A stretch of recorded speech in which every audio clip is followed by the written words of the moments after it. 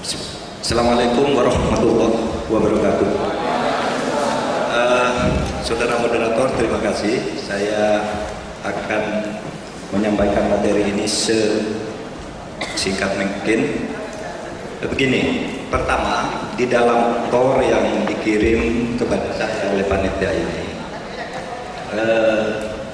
panitia atau PBI itu mempersoalkan atau mengeluh dengan sungguh-sungguh tentang identitas dan jati diri bangsa kita.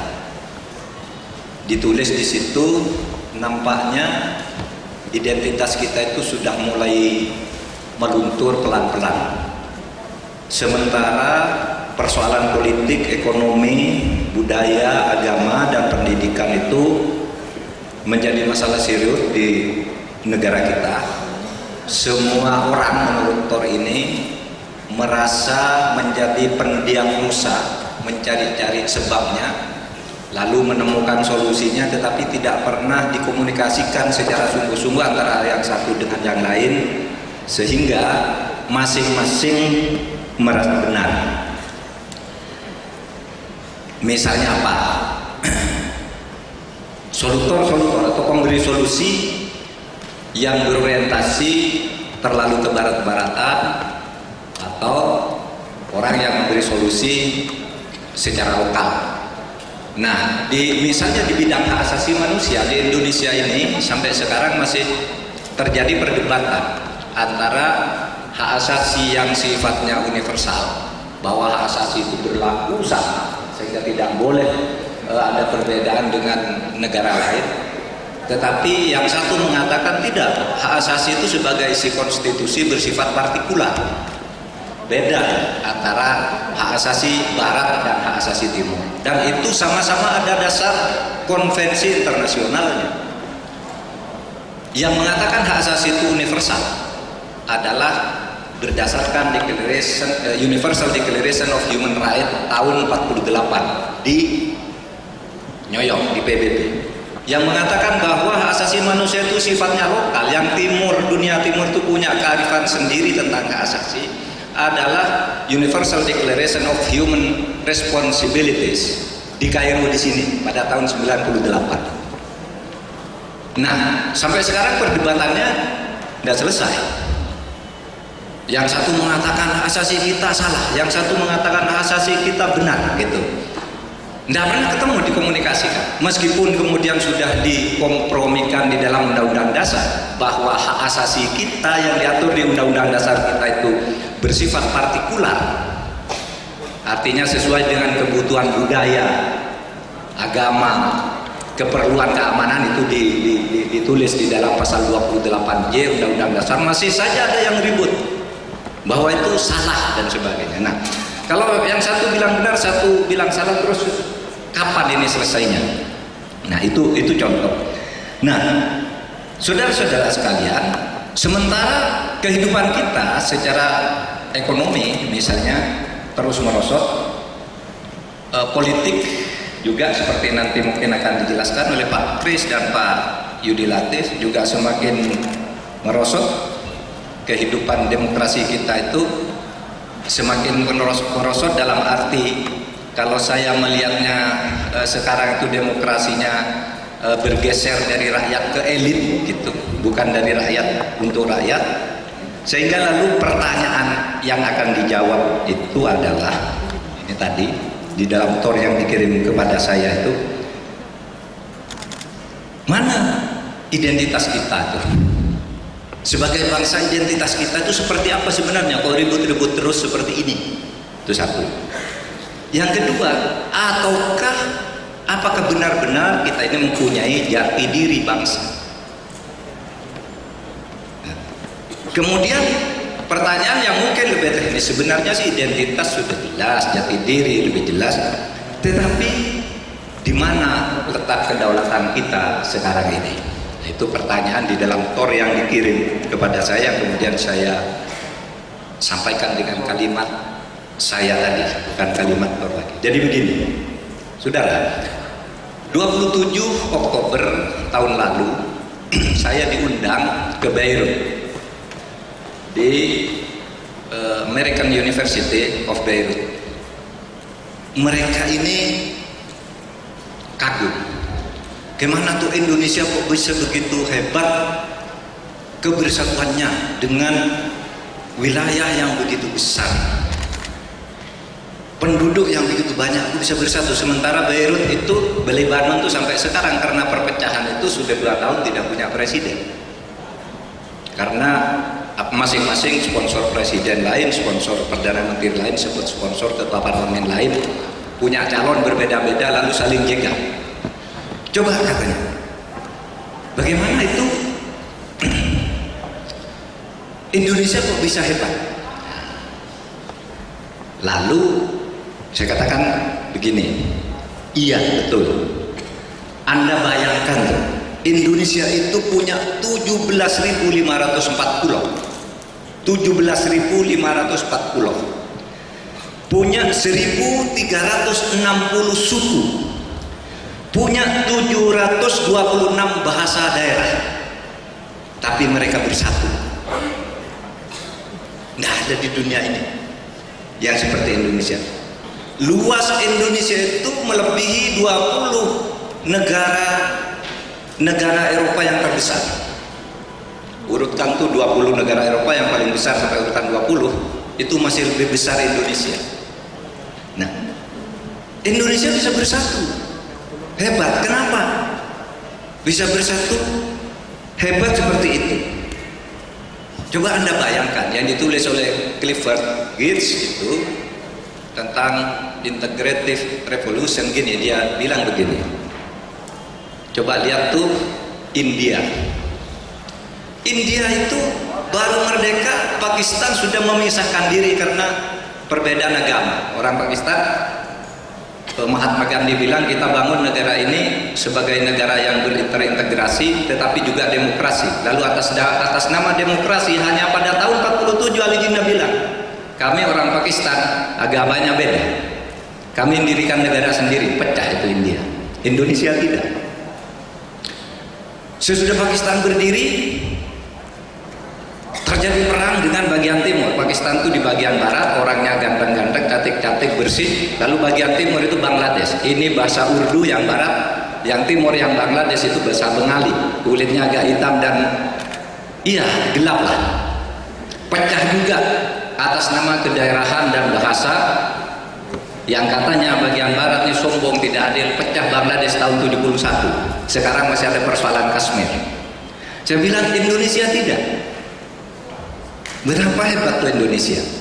Nah, saudara sekalian, saya juga pernah didatangi oleh Rashad Hussain. Rashad Hussain itu utusan khusus Presiden Obama untuk negara-negara OI, Organisasi Konferensi Islam. Saya ingat itu tanggal 8 Februari tahun 2012. Dia datang kepada saya begini, negara Anda ini kan negara demokrasi berdasar konstitusi. Apakah perlindungan hak asasi manusia ini di Indonesia ini diakui? Saya tanya, kenapa Anda bertanya begini? Gimana tuh di Indonesia ada tindakan kekerasan, pengusiran orang Ahmadiyah, pengusiran orang Syiah, macam-macam lah dia sebut tuh peristiwa-peristiwa di Bogor, di Parung, di Lombok, di Madura sebut. Saya bilang begini, Pak Rashad Hussain, kita itu Indonesia ini penduduknya pada waktu itu 2012 247 juta. Wilayahnya lebih besar dari 20 negara Eropa. Kita mempunyai problem seperti itu sebenarnya akan kecil-kecil. Seluruh persoalan itu di sini kalau Anda tanyakan secara konstitusional sudah jelas. Konstitusi kita melindungi hak asasi manusia, melindungi perbedaan itu. Karena dia Rashad Hussain itu dari Afghanistan, orang Islam yang dia. Saya katakan begini, Anda orang Islam, saya orang Islam. Orang Islam itu di sini bahwa ada yang nakal itu di mana-mana aja tuh, di Inggris tuh, Irlandia Utara tuh ribut terus tuh, negara kecil begitu. Di Indonesia negara besar, ributnya tuh kecil-kecil. Sebenarnya itu soal polisi aja kurang cekatan saya bilang. Kalau di Indonesia, karena apa? Karena kami orang Islam tuh menganggap perbedaan itu adalah ciptaan Tuhan. Ada orang Islam nih, saya bilang ini ada ayat Al-Quran begini, walau sya'allah la ja'alakum ummatan wahidah walakin yabluwakum fima atakum. Kalau Allah itu mau, semua manusia itu sama, agamanya satu, kulitnya satu, daerahnya satu. Kalau Allah mau, kalau Tuhan mau.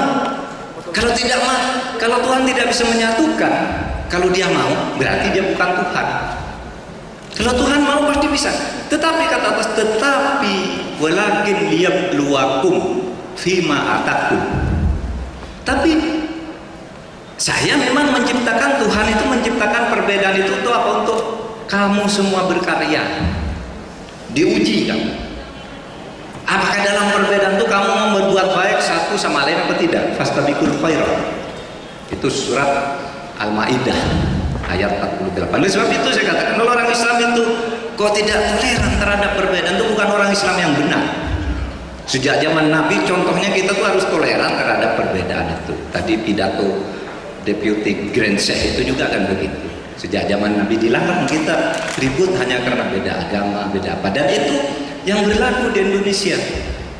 Saya bilang, jadi para satu saya tidak usah repot-repot. Sini konstitusinya melindungi hak asasi, dan sini adalah negara demokrasi.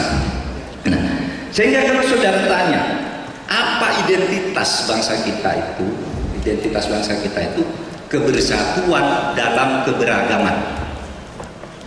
Kebersatuan dalam keberagaman. Kita berbeda tapi tetap bersatu. Kita tidak pernah punya merasa rasa tidak enak karena perbedaan agama. Misalnya saya dengan Pak Kristiadi itu sejak dulu berkawan. Cerita soal agama saya begini, saya enak saja. Beliau juga cerita, kita enak saja. Itu kan urusan kita masing-masing dan referensi kita mungkin berbeda. Gitu. Kita ini sama melaksanakan perintah Tuhan untuk melaksanakan kebaikan di bumi. Identitas orang Indonesia sebelum kebersamaan dalam persatuan, santun, suka menolong, punya kepemimpinannya, kalau itu hasta brata, kalau orang Jawa tuh punya sifat kepemimpinan yang dilambangkan oleh 8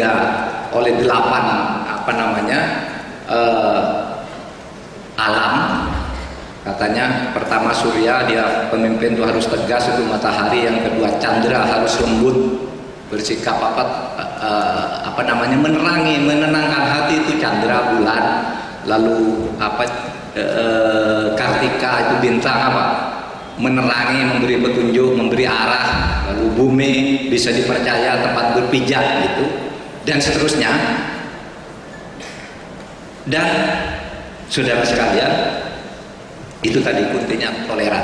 Nah sekarang itu identitas yang ditanyakan. Apakah sekarang itu ada? Di mana kedaulatan kita? Kan itu pertanyaan terakhir dari panitia. Di mana kedaulatan kita? Apakah kita berdaulat? Ini pertanyaannya. Nah, begini, saya lagi-lagi kembali ke normatif.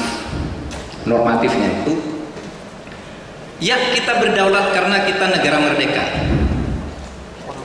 Menurut konstitusi, kalau negara itu sudah merdeka ya berdaulat. Bahkan menurut ilmu negara, ilmu politik juga, kalau negara merdeka itu berdaulat karena sebuah negara merdeka itu mempunyai pemerintah yang berdaulat, salah satu unsurnya. Di samping ada rakyat, ada wilayah. Ya kita berdaulat. Nah, tetapi persoalannya sekarang, di mana letak kedaulatan itu? Kalau kembali konstitusi, kedaulatan kita itu letaknya di rakyat.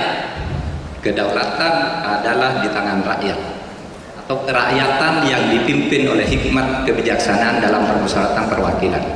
Nah, saudara, tetapi di dalam praktek politik belakangan ini, kedaulatan itu bergeser dari kedaulatan rakyat menjadi kedaulatan elit. Sekarang hampir semua keputusan itu ditentukan sepenuhnya dan tanpa peduli pada kepentingan rakyat oleh elit-elit politik. Ada yang menyatakan sistem kita ini namanya demokrasi, tapi prakteknya oligarki. Ada yang mengatakan ini poliarki, kolaborasi antara tokoh elit-elit politik dengan tokoh-tokoh LSM, tokoh-tokoh profesi pedagang dan sebagainya. Rakyatnya tidak dipikirkan lagi. Sehingga kalau saya pernah coba menghitung, kalau begitu kira-kira matematisnya gimana? Seberapa besar rakyat itu menikmati hak demokrasinya? Kalau situasinya seperti ini, maka begini kira-kira. Rakyat itu mempunyai hak demokrasi dalam prakteknya hanya 5 menit pada saat mencoblos pemilu. Sedangkan sisanya yang 2.570.395 menit itu milik elit. Gampang menghitungnya, sehari itu berapa jam, 1 jam itu berapa menit, 1 periode pemerintahan 5 tahun, pemilu 1 kali 5 menit.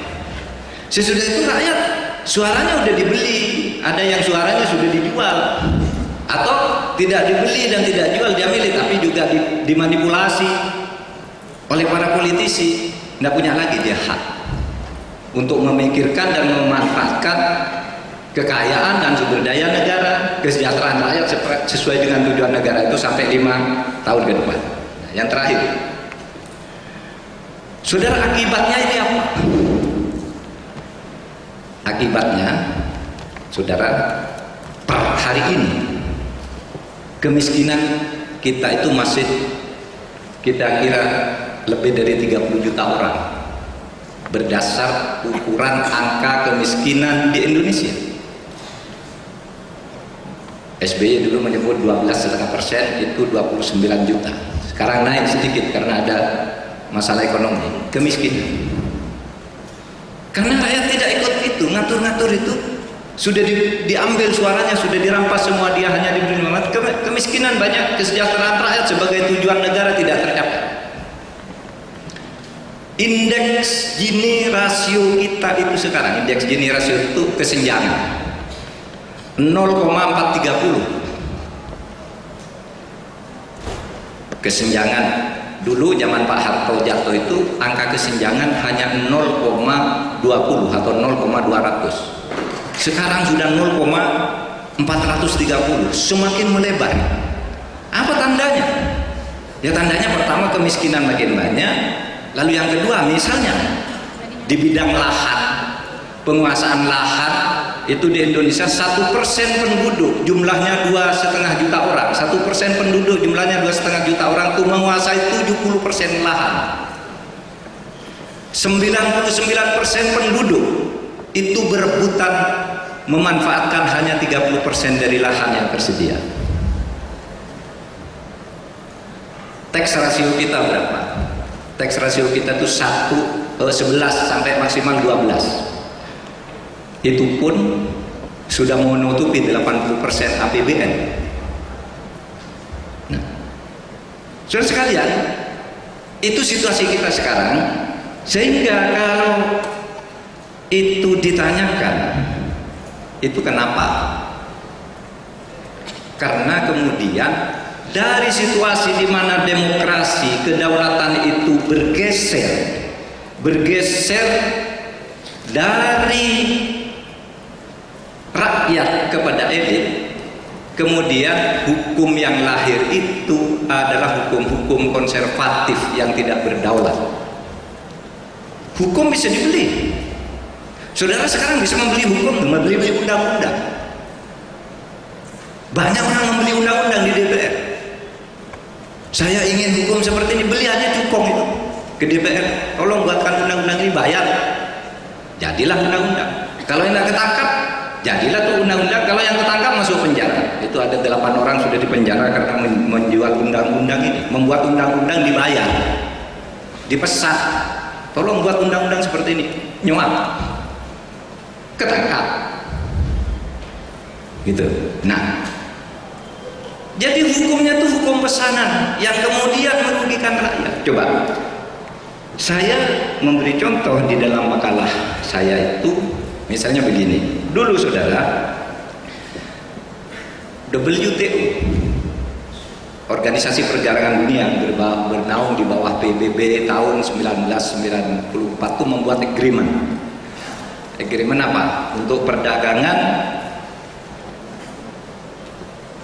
supaya diatur sedemikian rupa agar terjadi keterbukaan antar negara di bidang investasi, hak kekayaan intelektual, dan liberalisasi jasa. Semua negara harus diperlakukan sama. Siapa orang negara mana berdagang di Indonesia harus diperlakukan sama. Orang Indonesia keluar harus diperlakukan sama. Itu asas resiprositas gitu, harus diperlakukan sama. Maka terjadi keterbukaan. Indonesia buat undang-undang, bukan semua. Tetapi ketika Indonesia atas keterbukaan itu, maka di Indonesia misalnya ada Undang-Undang Nomor 10 tahun 98 tentang perbankan. Ini yang ambil ekonomi. Tentang perbankan itu isinya di undang-undang itu, bank di Indonesia boleh didominasi oleh modal asing sampai maksimal 99%.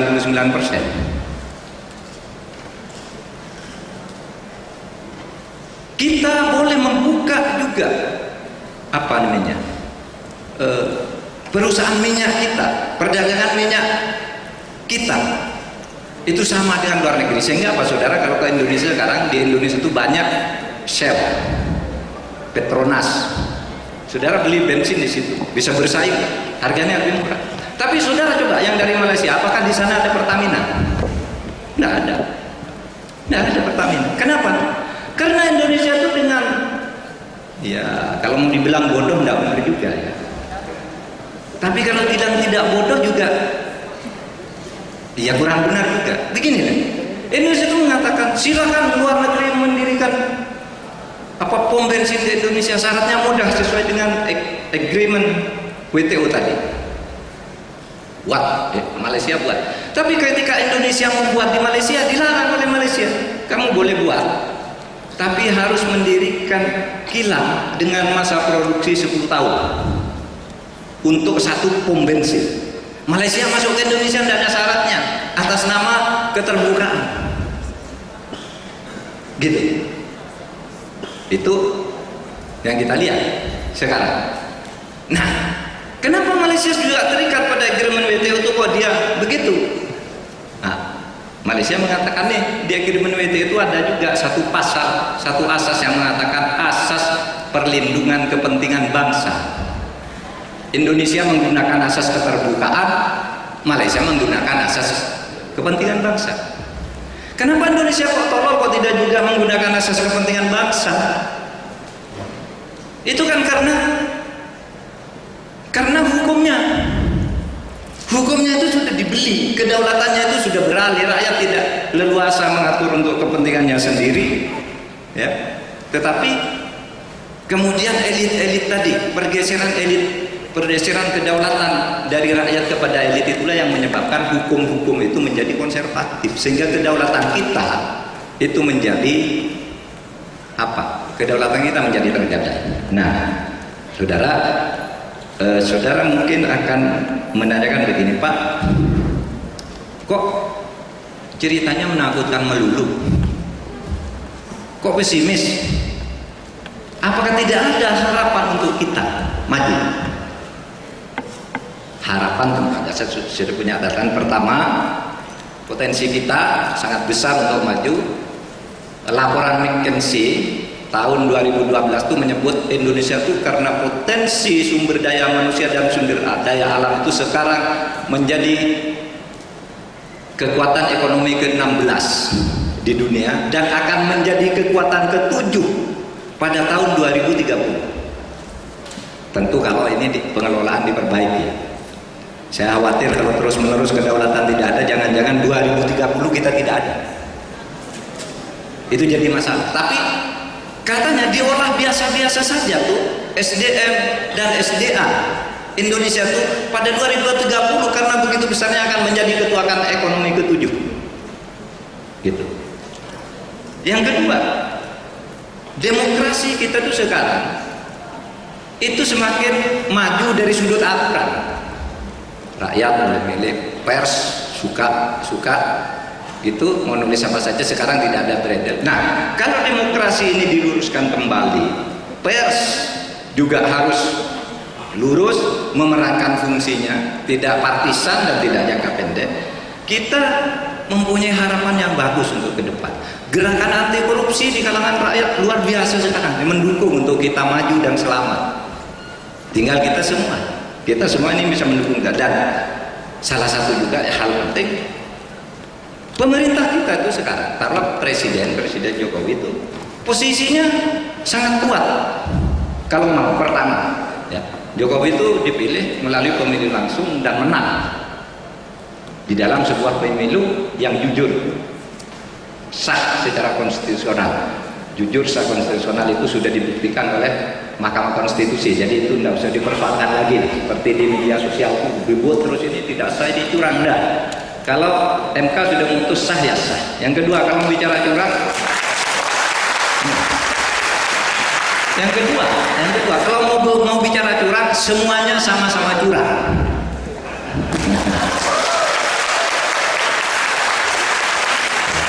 Cuma yang satu curang di sana, satu curang di situ. Beda-beda, sama-sama curang, tetapi keseluruhan kecurangan itu tidak mengurangi, tidak signifikan untuk membatalkan, untuk menyatakan hasil pemilu itu tidak sah.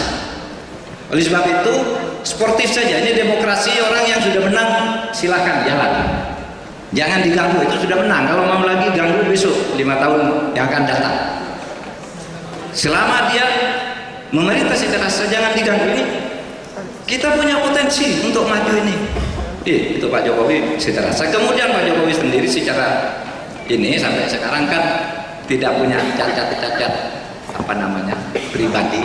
Dia juga tidak punya bisnis keluarga, anak keluarganya juga nampaknya sampai sekarang lah tidak ikut-ikut pola bisnis untuk keuntungan dirinya sendiri. Sehingga ini kalau kita mau sebenarnya kita bisalah, tidak usah mengeluh seperti teman-teman di PB ini, kita punya modal untuk maju. Tapi kalau ini dibiarkan, saudara, kedaulatan dan jati diri serta identitas bangsa kita itu memang benar-benar bisa menghancurkan kita. Sekian, assalamualaikum warahmatullahi wabarakatuh.